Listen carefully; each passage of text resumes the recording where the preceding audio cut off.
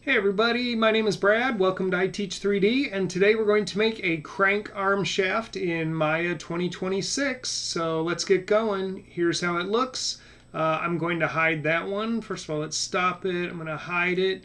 I already pre-made the parts, and right here, and then let's bring this piece up to right there where we want it to start. And I need to change the pivot point, so I'm going to hold the D key and then move the pivot all the way down to kind of like right about there. The other thing is that I also I want this piece to look at this piece, but I want it to look at it right here.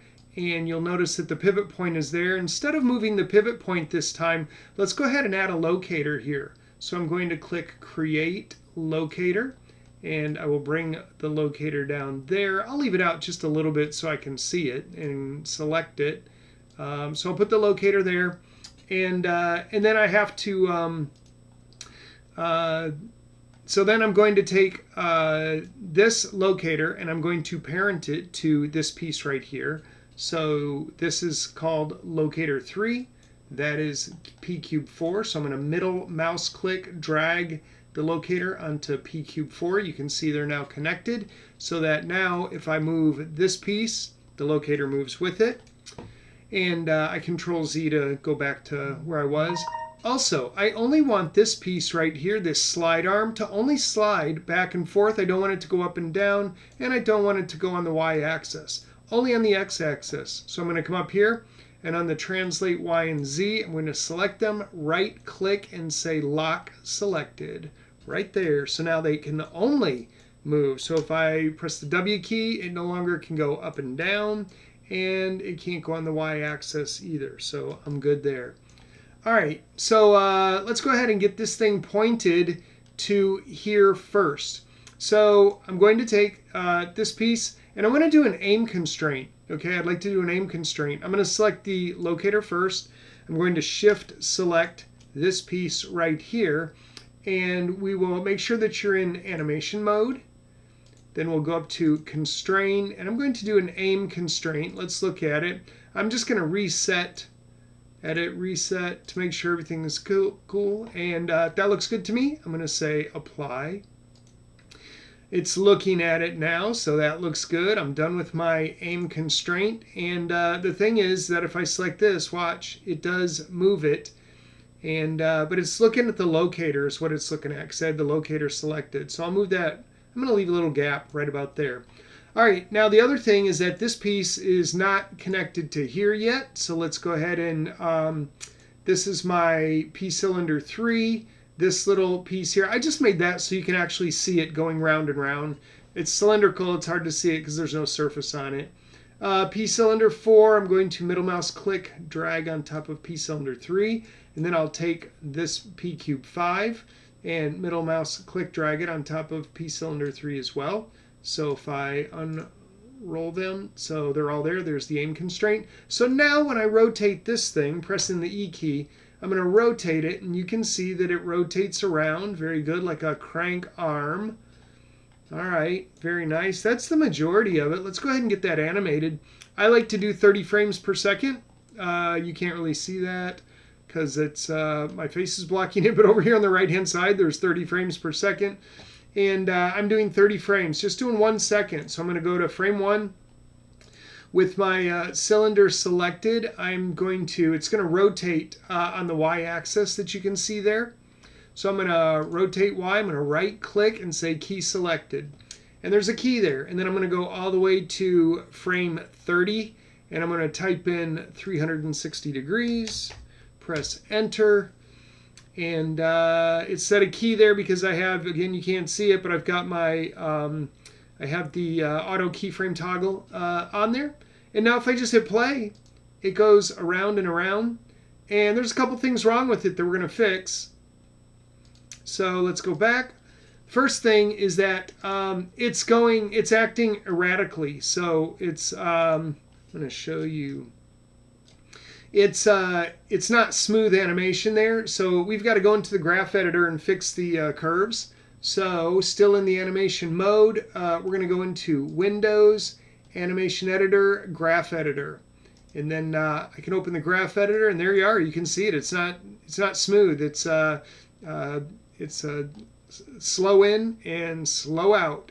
So let's click and drag over that key right there. Whoops, I lost it. Let's click and drag over that key right there and choose this one, the linear interpolation. Click. Do the same thing for this other one. Click and drag over that one. Same thing. Click. Straightens it out so it's nice, smooth animation all the way through, and we're done in the graph editor. So now you can see it doesn't stop, it doesn't hesitate, it goes all the way through. And what about this sliding arm? The sliding arm is not sliding. So what I'm going to do is, because this is animation, I'm kind of going to cheat a little bit. I'm actually going to animate it. So I'm going to select this, and at frame 1, I kind of like where it is. If you wanted to move it closer, a little bit closer, you could. There's still a gap there. We'll fix the gap in just a moment. And I'm going to set the key there on, we said that's the x-axis. So I'm going to set a key on Translate X. Key selected. Let's go halfway through the animation to frame 15 when it's all the way on the other side. Let's move it. Boom. As close as you want to get it right there. Auto keyframe, set a key. Let's go back to frame 30 and let's pull it out right there. And so now, and I created another problem. I did that on purpose. So now when we hit play, you can see that it is going there. All right, that looks pretty good. I kind of like it, except there's a gap there. And you can kind of fill in the gap however you want. If you see it like somewhere, if the gap is really great, like at frame 21, you still got your auto keyframe toggle on. You can just get it a little bit closer to it. That's okay. And then it's still smooth animation right there. Now here's where the animation is. Notice the gap right there. And at frame 1, it's a little bit closer together. I'm gonna accentuate the gap so that you can see a little bit. Now I'm gonna hit play. And see there's a little bit of a jump there between frame 30 and frame 1.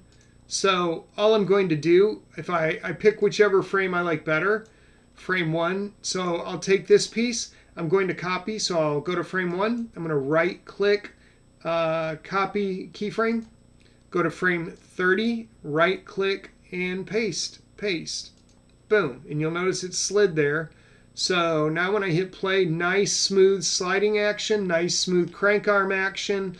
A couple more things that I want to show you in this is that over here I've got a little gap right there, and so I'm just going to create another square, kind of like something to take up the space right there.